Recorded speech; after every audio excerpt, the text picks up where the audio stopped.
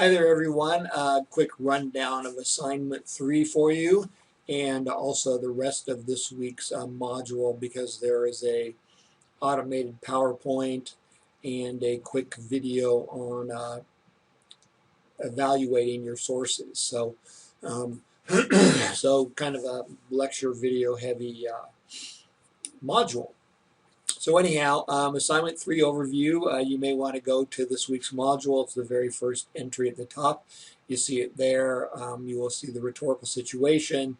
Mentions on page 385 of Patrick Sullivan's essay that he has two sets of criteria that make for, or presumably could make for, college level writing. And I'm asking you to consider the second set of bullet points, and you will not work with all 5 of those bullet points, but you'll certainly work with at least one of them. I would say working with 2 of them is okay. Working with 3 of them, because I'm asking for roughly 1,300 words, so just a little bit more than before. 3 will be 2. What's this stupid thing? Sorry. Stupid computer. I have no idea why that came up. Anyhow, you only want to work with 1 or 2 of these big ideas, and I would say the first 2, willingness to evaluate ideas and use your skills at analysis and higher level thinking. I'll explain what that means in a little bit. Ability to shape and organize. Those are probably the bigger 3 to work with. Integrating material from reading skillfully is something I'm going to ask you to do. It's something you've been doing to a certain degree already. I cannot imagine how to build this assignment around his final bullet point, basically grammar and punctuation. Sure, we want it to be good, we want it to be helpful, all that sort of stuff, but if you can do it, go ahead, but I think it's going to be easier to work with the first 3 bullet points. So it says your task is to develop an essay that examines, describes, explains, I can never decide, on a verb how applying your understanding of the rhetorical situation. God, what the? How do keep it the same? Jeez Louise. Sorry. No, I'm not going to start over. You can just have this be like live TV. People screw up. So your task is to develop an essay that looks at how applying your understanding of the rhetorical situation, audience purpose, genre, and context, how that promotes your development as a college level writer, thinker, and reader, and how it can help you, how it in turn helps you understand your writing and your theory of yourself as a writer. So how does your awareness of audience purpose, genre, context help with your willingness to evaluate ideas more carefully? Or how does it help develop your skills at analysis and higher level thinking? Or how does it help you shape and organize material effectively? So essentially, there would be 4 body paragraphs addressing the rhetorical situation in relation to one of those bullet points. From that point, you're going to take it. Oh, good Lord. Don't show this message again. God, goodness gracious. Let's hope I clicked the right click finally. Okay, where am I? What am I doing? Okay, so let's back up. Your task is to develop an essay that looks at how applying the rhetorical situation promotes your development as a college level reader, writer, thinker.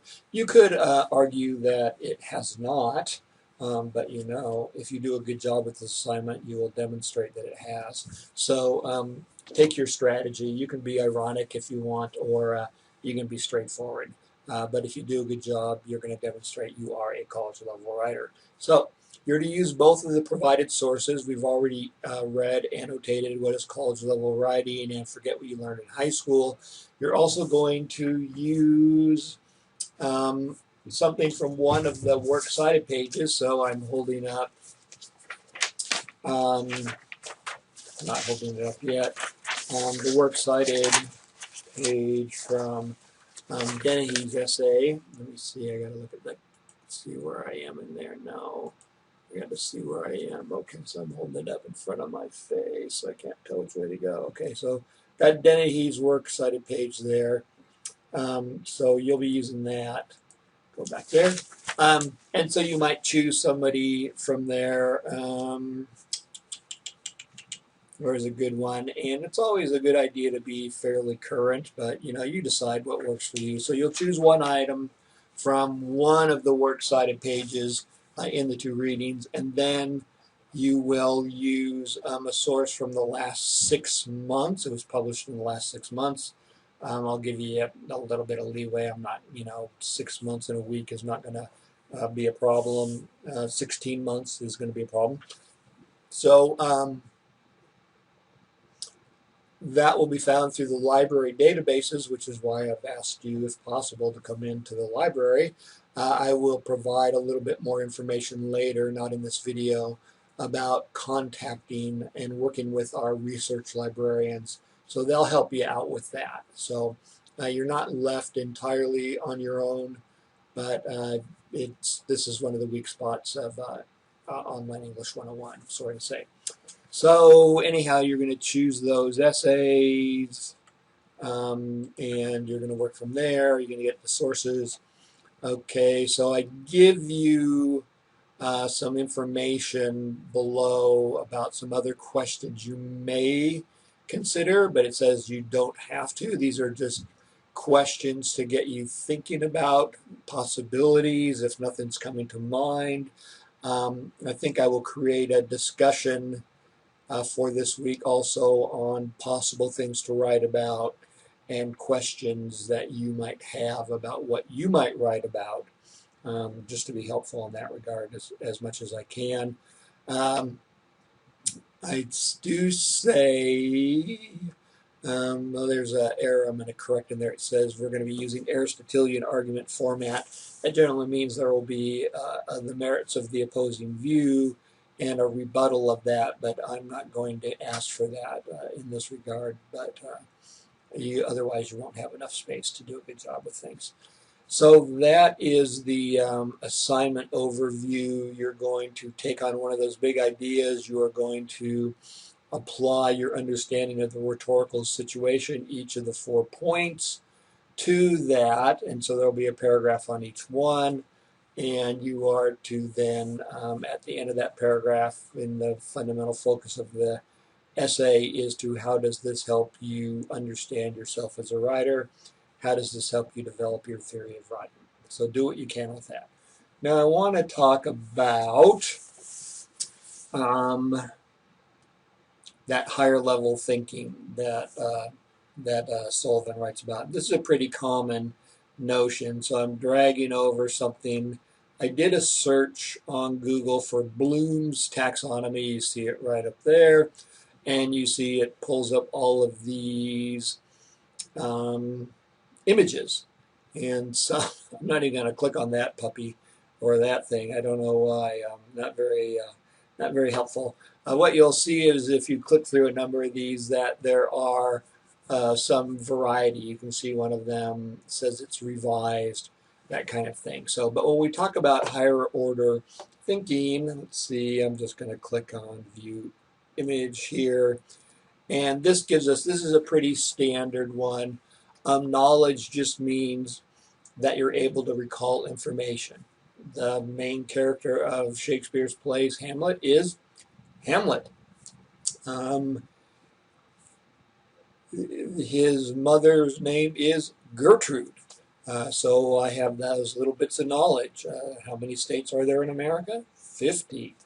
So anyhow, so that's just knowledge, things that can be true, false, multiple choice type of stuff, so we don't do that in here. Comprehension is knowing what to do with that knowledge. And so I can't think of an example off the top of my head that I would use with the 50 states. But if somebody was asking me about Hamlet as the protagonist, I would say, well, I'll go a little different, that the protagonist is a piece of knowledge who is in many ways the person who drives the action in a play or a novel or movie or what have you. We used to refer to that person as the hero, or sometimes the heroine, but it was almost always the hero.